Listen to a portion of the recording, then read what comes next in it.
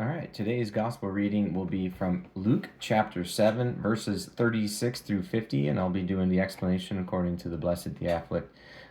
He is an archbishop from the 11th century of the region of the Ochrid region of Bulgaria. And one of the Pharisees asked him to eat with him, and he went into the Pharisee's house and took his place at table. And behold, a woman in the city who was a sinner, when she knew that Jesus sat at the table in the Pharisee's house, brought an alabaster box of myrrh, and stood at his feet behind him weeping, and began to wash his feet with tears, and did wipe them with the hairs of her head, and kissed his feet, and anointed them with myrrh. Now when the Pharisee who had bidden him saw it, he spake within himself, saying, This man, if he were a prophet, would have known who and what manner a woman that this is that touched him, for she is a sinner. And Jesus answering said unto him, Simon, I have something to say to thee. And he saith, Master, say on. There was a certain creditor which had two debtors, the one who owed 500 pence, and the other 50. And when they had nothing to pay, he freely forgave them both.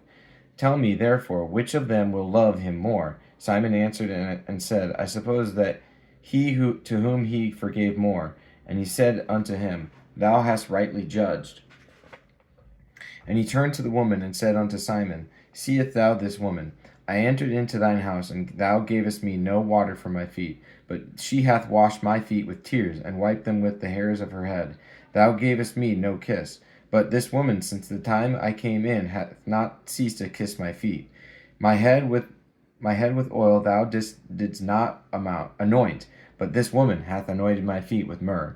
Wherefore I say unto thee, her sins, which are many, are forgiven. For she loved much, but to whom little is forgiven, the same loveth little. And he said unto her, Thy sins are forgiven. And they that sat at the table with him began to say within themselves, Who is this that even forgives sins? And he said to the woman, Thy faith has saved thee. Go in peace. His explanation for 36 to 43, it would appear that this Pharisee who invited Jesus was not straightforward in his intention, but was instead full of guile and hypocrisy.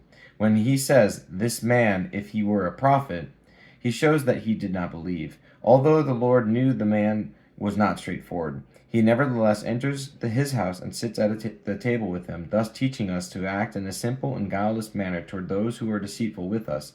Many have asked how many women there were who anointed the Lord with myrrh. Some say that there were two, the woman mentioned by John, who was the sister of Lazarus, and the woman mentioned by Matthew and Mark, and now here by Luke.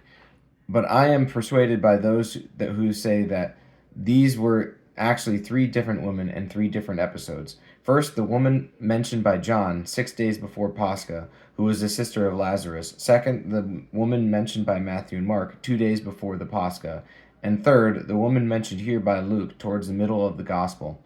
She anointed the Lord, and there is nothing strange that she did before this, that she did this before it was time for the Lord's passion. And then the other two anointed him again, close to the time of the passion, perhaps in imitating this woman. Even though the man who invited the Lord to his house in Matthew's account is named Simon, as well as the man here in Luke's account, is it so strange that the names are the same? The man in Matthew was a leper, but not the man here in Luke. And the man in Matthew, after being healed of his leprosy, invites Christ to his house as a token of his gratitude. But this man in Luke is neither a leper nor speaks words of gratitude. And that man in Matthew said nothing, while this man complains and is bitter towards both Jesus and the woman. The woman, because she was a sinner, and Jesus, because he showed compassion. Oh, what senselessness! In his irrational spite, this man shows himself indeed to be a Pharisee.